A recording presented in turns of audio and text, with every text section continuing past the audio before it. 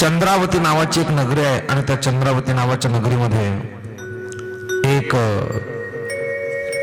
राजा राहतो. ज्या राजाच्या नगरीमध्ये सर्व लिंगायत वाण्यांचं वास्तव्य आहे आणि या सर्व लिंगायत वाण्यांचं वास्तव्य असलेल्या नगरीमध्ये त्या राजाला एक धर्मविहित वेदविहित जगणारी पत्नी मिळाली, जिचं नाव आहे चांगुणा. मालकाला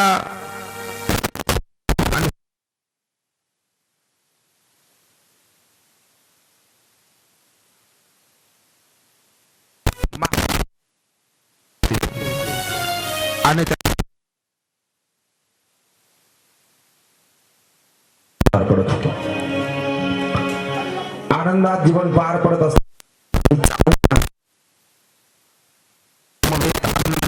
करत होते आणि तिथे शेजारी चांगुणाच्या सगळ्या बहिणींचा विवाह झाला. सगळ्या बहिणी एकाच गावात गेल्या. शेजारी राहायला अडथळा नसायचा. धन दौलत पद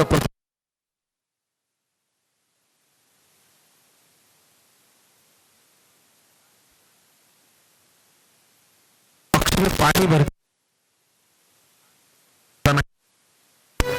चांगुणे पाहिली आणि चांगुणेची निष्ठावंत भक्ती पाहिल्याच्या नंतर माता पार्वतीने महादेवाला प्रश्न केला की प्रभू, आपण देवाधिदेव आहात, आपण देवाधिदेव महादेव आहात, आपण आपल्या भक्तांना सांभाळता, सदैव भक्तांचा सांभाळ करता, चांगुण्यावरती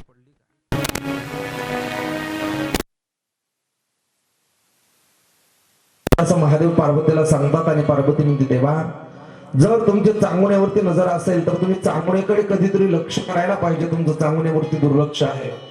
हा प्रश्न केल्याच्या नंतर महादेवजी म्हणतात, काय तुम्ही चांगुण्याच्या जीवनामध्ये राजा मालक आहे, चांगुणा महाराणी आहे आणि तिच्या हाताखाली दासी आहे, दास्यत्व पत्करणारे लोक आहेत, ते काय कमी तिच्या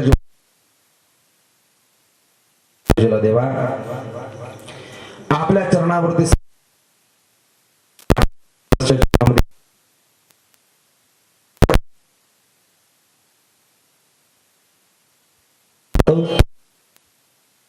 तिच्या जीवनाचा जर तुम्ही विचार केला, चांगुणी अभ्यासा काय झालं, अहो तिच्याकडे सर्व आहे, पण या सर्व गोष्टींना उपभोगण्याकरता तिला पुत्र नाही, पुत्रिका आहे चांगुणा. आणि हे लक्षात आल्याच्या नंतर महादेवजी म्हणतात, माझ्या चांगुणीने आतापर्यंत निष्ठेने भक्ती केली आणि निष्ठेने भक्ती केलेली चांगुणा रोज माझ्या मंदिरात येते, माझ्या पार्थिव लिंगाचं पूजन करते, माझ्यापासून जप करते. एवढं समर्पण करणाऱ्या चांगुणीने कधीच माझ्या समोर तक्रार केली नाही. आज मी माझ्या करताना देव म्हणतात, पार्वती येऊ या देवा, पण आपलं रूप जरा बदला. आणि मग एका बैराग्याचं नाथपंथाचं रूप घेऊन महादेवजी चांगुण्याच्या दारात जातात आणि आवाज देतात, अलख निरंजन भिक्षाम देही, अलख निरंजन भिक्षाम देही. अलख वाजला, हातातला चिमटा वाजला आणि हातामध्ये कटोरा घेऊन उभ्या असलेले त्या बैराग्याकडे चांगुणा देवीच्या बहिणींनी, भक्त चांगुणाच्या बहिणींनी पाहिलं. त्या बहिणी सुपामध्ये धान्य घेऊन आल्या आणि महाराजांच्या कपडाला कुंकवाचा टिळा लावून ते धान्य समर्पित केलं. धान्य झोळीमध्ये टाकल्याच्या नंतर चांगुणाही आपल्या दरवाजातून सुपामध्ये धान्य घेऊन आले. महाराजांकडे पाहत उभी राहिली, म्हणाली, महाराज, आपल्या झोळीत समर्पित करण्याकरता मी थोडस धान्य आणलं. लालबुंद डोळे केले, आरक्त डोळे केले आणि तो बैरागी म्हणतोय, चांगुणे, मी तुझं धान्य स्वीकारू शकत नाही. का स्वीकारू शकत नाही? चांगुणे, या बैराग्याच्या पदवी धान्य टाकण्याकरता माणूस पुण्यवान असावा लागतो. महाराज, काय पुण्य कमी पडलं माझं? आणि मग त्या बैराग्याच्या रूपात असलेले महादेव चांगुण्याला हिनवत बोलतात, चांगुणे, तुझ्या जीवनामध्ये सर्व काही आहे, कमी काहीच नाही, पण आम्ही निपुत्रकाच्या हातचं धन, आम्ही निपुत्रिक असलेल्या घरचं धान्य स्वीकारत नाही. हे शब्द चांगुण्याच्या काळजाला अंतःकरणाला लागले आणि डोळ्यामधून अश्रू वाहत होते. अश्रूंचा फुटला. माझ्यासारख्या सामान्य भक्ताच्या जीवनामध्ये भक्ती आहे,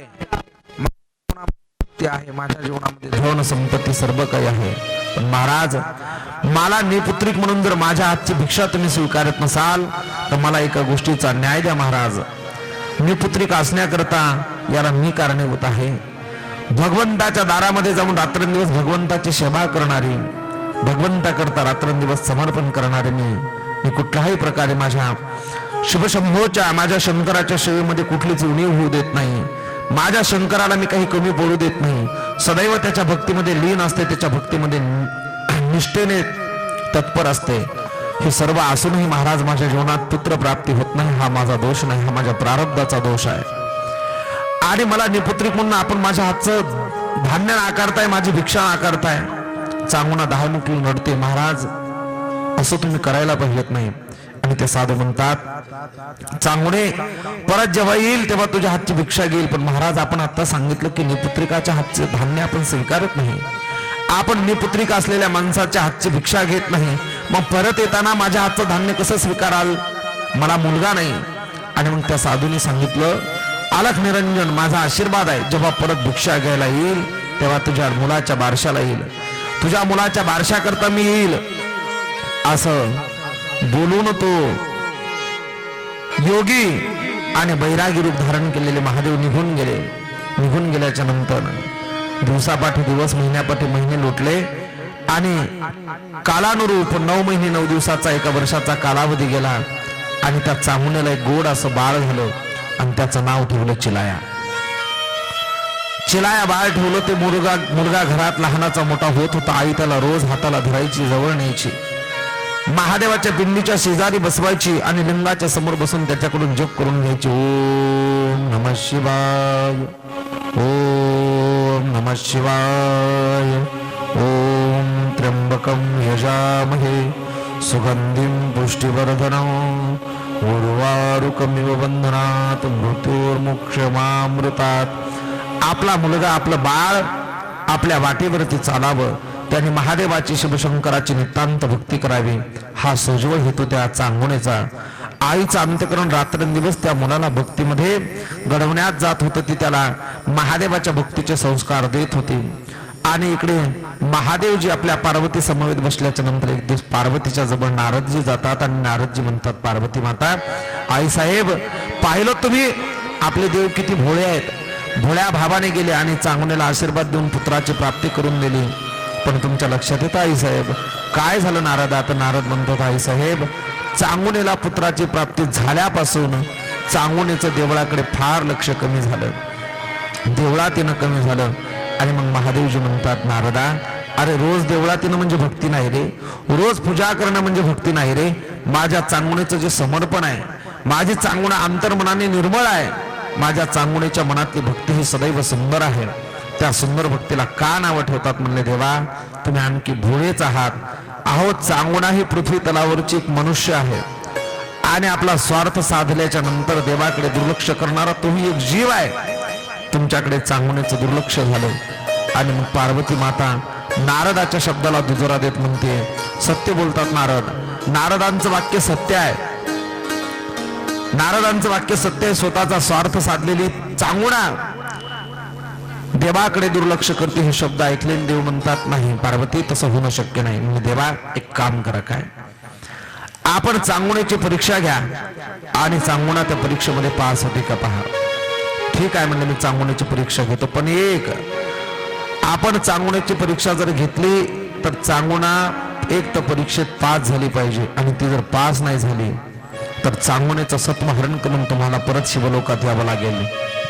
महादेवांनी हे शब्द ऐकले आणि हे शब्द ऐकल्याच्या नंतर महादेवजी म्हणतात, काही हरकत नाही. नारदांनी हा सगळा कट रचला आणि महादेवजी मग एका स्मशान जोग्याचं रूप धारण करून चांगुण्याच्या प्रांगणात आले. चांगुण्याचे मालक काही कामानिमित्त बाहेर गेलेले असताना अंगणात आर्जवाने हाक आली, आई भिक्षाम घे. चांगुणा दारात आले. दारात आलेल्या चांगुण्याला त्या साधूने त्या स्मशान जोग्यांनी पाहिलं. त्या स्मशान जोग्यांनी पाहिल्याच्या नंतर तो म्हणतात, चांगुणे मी फार दूरवरनं आलेलो आहे आणि मी जन्म मृत्यूच्या वाटेवरचा वाट सुरू आहे.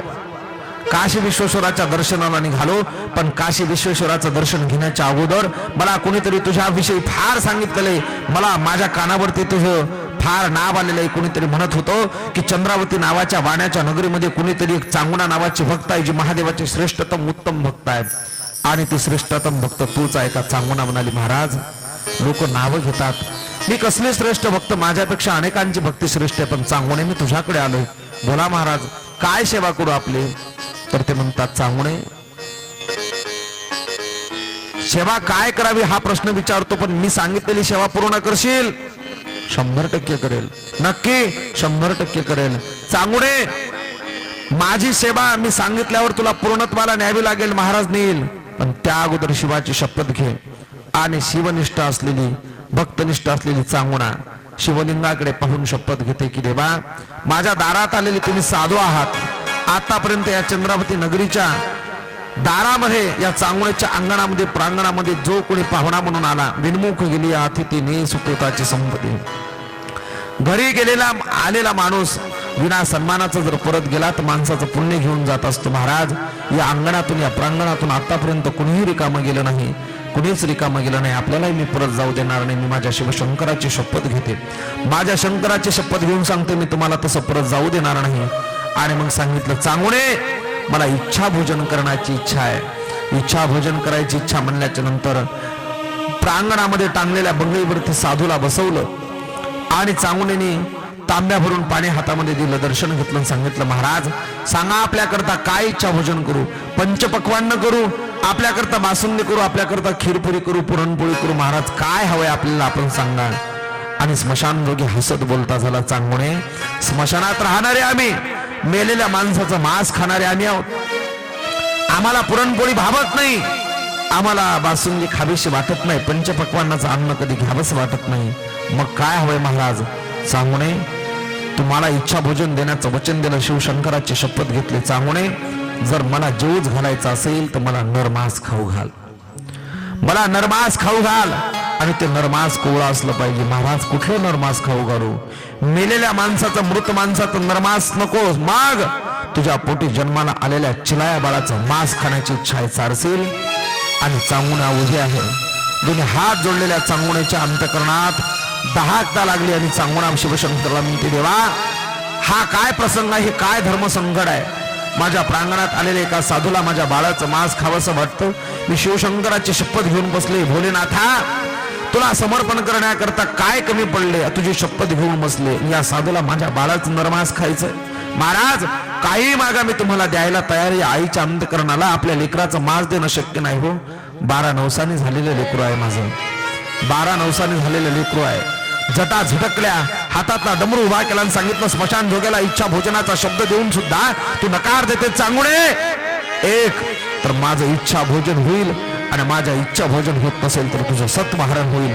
हे सगळं ऐकल्याच्या नंतर चांगुणा म्हणते, नाही महाराज, माझ्या सत्वहरणाचं मला दुःख नाही, पण माझ्या अंगणातून एखादा साधू विनमुख जाता कामा नये. महाराज बसा तुम्ही.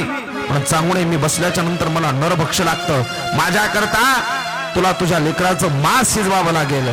चांगुणा तयार झाली, राजवाड्यातल्या एका सदनात गेली.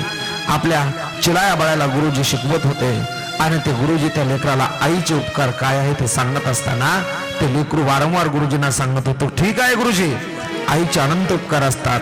जगी माऊली सारखे कोण आहे, जिचे जन्मांतरीचे ऋण आहे, असे ऋण ज्यास व्याज नाही, ज्या व्याजाविन जन्मास साज नाही. आईचं अंतकरण आहे. त्या चिलाया बाळाला उचललं आणि घरी आणलं. घरी आणल्याच्या नंतर आपल्या घरात असलेल्या मंदिराच्या शिवलिंगासमोर बसवलं. ती आई म्हणते, चिलाया धर्मसंकटात आहे तुझी आई, तुझ्या आईला फार मोठं धर्मसंकट पडलं. काय झालं आई? 7-8 वर्षाचं लेकरू म्हणतं, आई काय झालं? चिलाया आपल्या अंगणात बसलेले एक साधू आहे, स्मशान जोगी आहेत, आणि त्या स्मशान जोगाला नरमास खायचंय रे. मग आई ते नरमास कोवळा असावं. आई पुढे बोल ना, ते नरमास तुझा असावं, तुला कापायचंय. ते लेकरू आर्ततेने म्हणतं, आई कुणाची भूक भागवण्याकरता मला कापू नको. पण आई म्हणते, चिलाया त्या साधूला मी शिवशंकराची शपथ घेऊन सांगितलं की मी त्याला इच्छा भोजन देईल, आणि जर नाही इच्छा भोजन दिलं तर ते माझं सत्वहरण करतील. ते 7 वर्षाचा चिलाया बाळ आपल्या आईला म्हणतोय, आई आई माझ्या मरणाने जर साधूचं इच्छा भोजन होत असेल आणि तुझं सत्व वाचत असेल आई, तर या चिलायाला काप आई. आई त्या चिलायाला काप, पण कापण्याच्या अगोदर माझी एक इच्छा पूर्ण कर. नाही, मी मरायला तयार आहे, मला काप, माझं मांस शिजव, त्या साधूला खायला घाल. सर्व तयारी झाली. काय इच्छा आहे तुझी चिलाया? आई मला तुझ्या हातून एकदा दूध भात भरव ना. आईने दूध भाताची बाटी आणली, चिलायाला 2 घास भरवले. चिलायाने आपल्या त्या महादेवाच्या समोर ठेवलेल्या खरपावरती सुरा लावला आणि महादेवाच्या शिवलिंगासपाशी ते बाळ झोपवलं. चांगुनेने डोळे लावले, महादेवाला आरतीने हाक मारली. चांगुना म्हणते, भगवंता आतापर्यंत चांगुनेने तुझी नितांत भक्ती केली, निष्ठेने भक्ती केली, तुला समर्पण केलं. आज तुझी शपथ घेतली शिवशंकरा.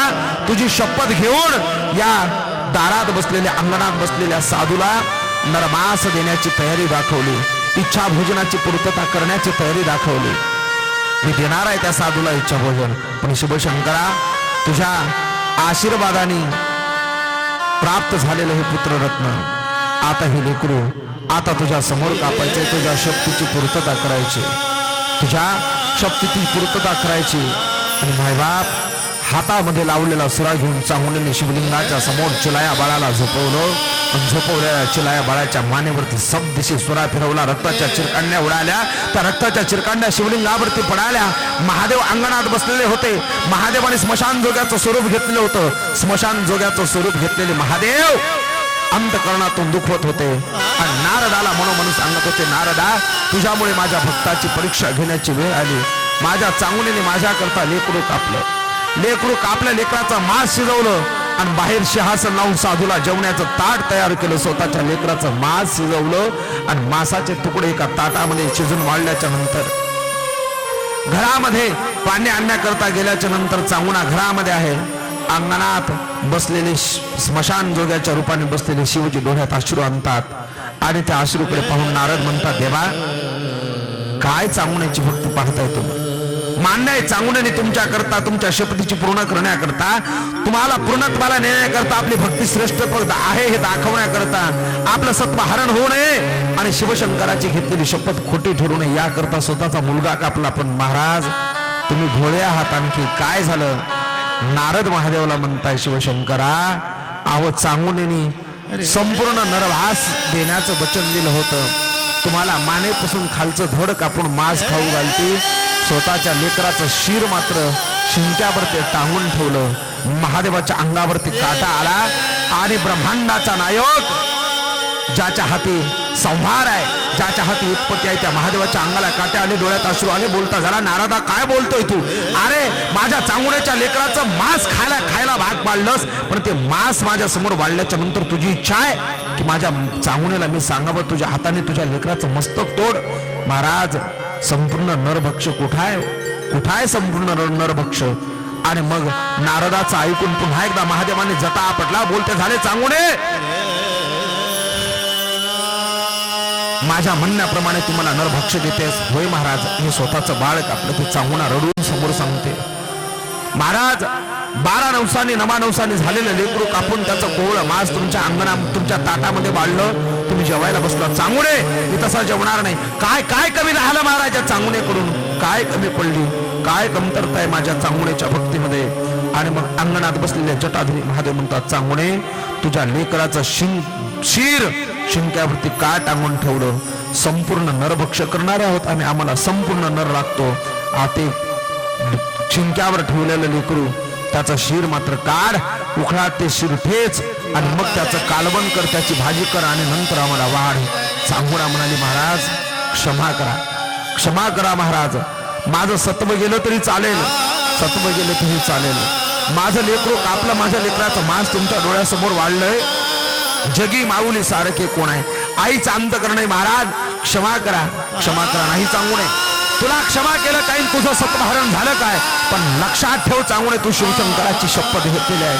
शिवशंकराची, माझ्या प्रभूची, माझ्या महादेवाची मी शपथ घेतली माझ्या महादेवाने मला सर्वस्व अर्पण केलेलं आहे, माझ्या महादेवाने मला इथपर्यंत आणलेलं आहे, माझ्या महादेवाची शपथ माया जाता कामा नये. म्हणून चांगुणा घरामध्ये गेली आणि बोलती झाली, महाराज मी तुमच्याकरता करते. मी शिंक्यावर ठेवलेलं लेकराचं शिर काढलं, त्या चिलायाच्या मुखाकडे पाहिलं, वेदनेच्या पलीकडे गेलेलं ते शिर, त्याचे डोळे झाकलेले आहेत. आणि ती चांगुणा म्हणते, महाराज माझं लेकरू वेदनेच्या पलीकडे गेलं. जगात काय चाललंय याचा त्याला तीळ मात्र ठाण नाही, त्याला जगात काय चाललंय याची थोडाही कानोसा नाही. मान्य आहे महाराज, मी तुमच्या अट्टहासापायी आणि माझ्या शिवाच्या शक्तीपायी मी या लेकराचं शिर काढते. सांगुनीने आपल्या लेकराचं शिर उखळात घातलं, मुसळाने त्या शिराला वाटायला सुरुवात केली आणि महादेव प्रांगणात बसून ढसा धाय मोकळून रडतायत. जगात पहिला प्रसंग आहे की महादेवाच्या डोळ्यातून अश्रू निघतायत. चांगुणे करता रडणाऱ्या महादेव अश्रूला आवर घालतात. चांगुणेने आपल्या लेकराचं शिर कापलेलं आहे आणि लेकराचं शिर कापल्याचे आपल्या उखळात घातल्याच्या नंतर त्या शिराला ती ठेचते आणि त्या शिराला ठेचत असताना चांगुण्याच्या डोळ्यातल्या अश्रू त्या उखळात पडतात आणि उखळात पडत असताना ते शिर ठेचून झालं. आपल्या मुलाच्या ठेचलेल्या शिराचं कालवण केलं आणि बाहेर बसलेल्या स्मशान जोग्याला त्या महादेवाला पुन्हा ताट वाढलं आणि म्हणतात, चांगुणे मी एकटा जेवणार नाही. गावातले प्रतिष्ठित नागरिक बोलवा, महाराज ही चंद्रावती वाण्याची नगरी आहे. या वाण्याच्या नगरीमध्ये कधी काळी कोंबडं जर कापलं तर 6 दिवसाचं सुतक पाळणारे लोक आहेत, ते नरभक्ष कसं करतील. माझ्या घरामध्ये मुलाचं मांस कापून कुणाला वाढलं जातंय हे जर कळालं तर आमच्या नगरीमध्ये आम्हाला वाळीत टाकतील. महाराज लिंगायत वाण्याची नगरी आहे, तेच मात चालत नाही. हे सगळं ऐकलं मग महादेव म्हणतात, तुझ्या घरचं कोणीतरी बोलो. कुणाला बोलू महाराज, माझे मालक बाहेर गेलेले आहेत, दिवस कल्ल्यावरती येतील, मी तोपर्यंत वाट पाहिल. चांगुणेला प्रश्न पडला आणि भक्ताची परीक्षा घेणारे महादेव बंगईवरती बसलेले आहे. संध्याकाळची वेळ आहे आणि संध्याकाळच्या वेळेला चांगुणेचे मालक घरामध्ये आले आणि घरात आलेले चांगुणेचे मालक बाहेरून प्रवासातून आल्याच्या नंतर आपली पिशवी काढतात आणि चांगुणेला म्हणतात, चांगुणे मी हा जिऱ्याचा टोप आणलाय, हा सुंदर असा मुकुट आणलाय. चांगुणे कुणा करता? आपल्या चिलाया बाळा करता आणला. चांगुणे बघ बरं याचा रंग किती सुंदर आहे आणि हा जिऱ्याचा मुकुट माझ्या चिलायाच्या डोक्यावरती घासल्याच्या नंतर त्याचं डोकं किती सुंदर दिसेल. चांगुण्याचा हुंबरडा भरून आला. चांगुणा मनात विचार करत होती, मालक ज्या शिरावरती हा मुकुट घालायचा ना ते शिर चांगुणीने आपल्या हाताने उखळात ठेचलेला आहे. संपलं मालक सर्व काही. चांगुणेचा कातरा आवाज ऐकला आणि सांगितलं, मालक चिलाया कुठं आहे? मालकाने प्रश्न केला, चिलाया कुठे? तो खेळण्याकरता गेला.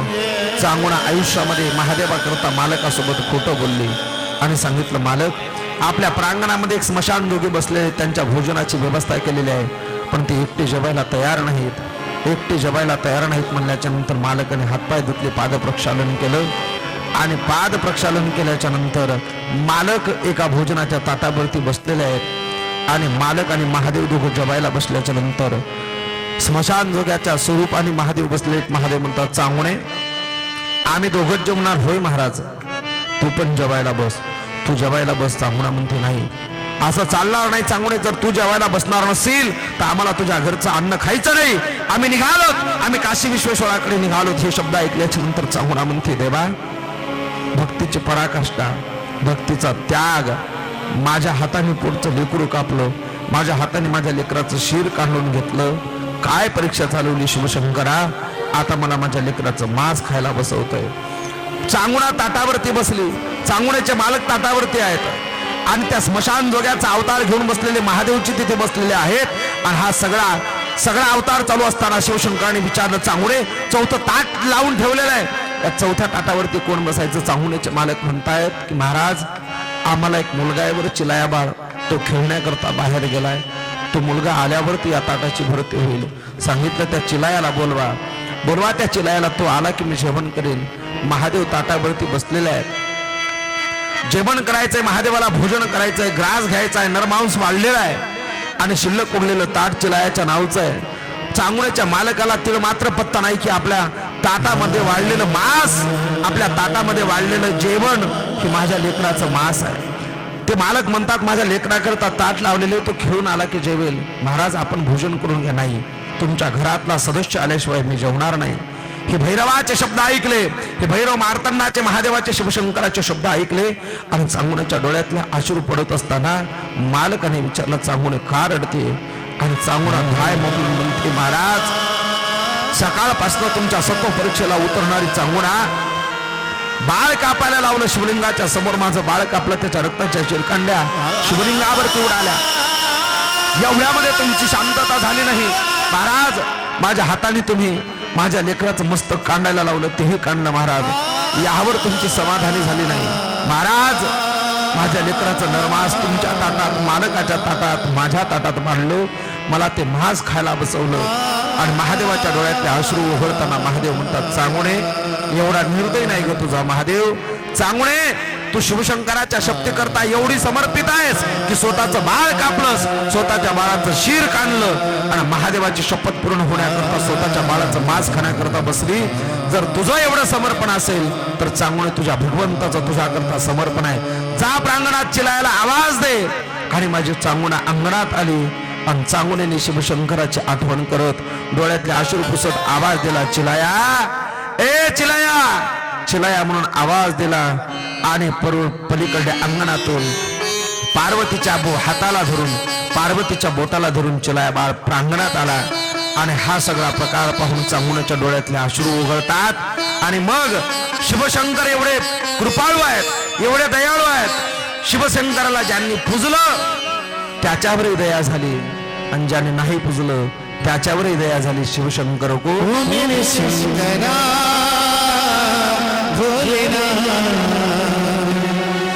मेरे शंकरा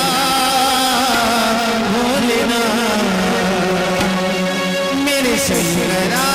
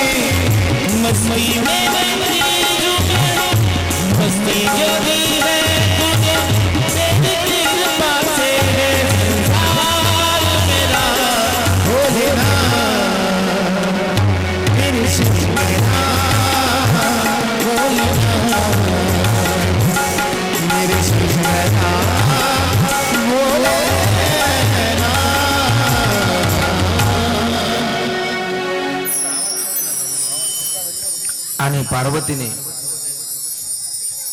चांगुण्याच्या भक्तीची सर्व सत्व परीक्षा पाहिली. नारदांना हार पत्करावी लागले आणि चांगुण्याच्या समोर माझे महादेवजी साक्षात स्वरूपाने उभे राहून म्हणतात की चांगुणे, तुझ्या भक्तीची सत्व परीक्षा घ्यावी अशी माझी तिळमात्र इच्छा नव्हती. परीक्षा घेतली, पण भक्त नावाच्या शब्दाला आणि भक्ताला कुठे कलंक लागणार नाही अशी तू वागली चांगुणे. आपल्या शिवशंकराची शपथ घेतल्याच्या नंतर माझ्या भगवंताच्या शक्तीची पूर्तता व्हावी याकरता तू पोटचं लेकरू कापलंस. स्वतःच्या लेकराला कापलं, त्याचा शिर ठेचून काढलं, त्याचं नरमांस माझ्या ताटात वाढलं. धन्य चांगुणा आणि धन्य ते महादेव.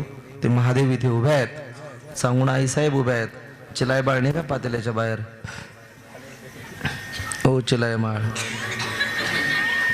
चिलाया बाळ, ए दिदू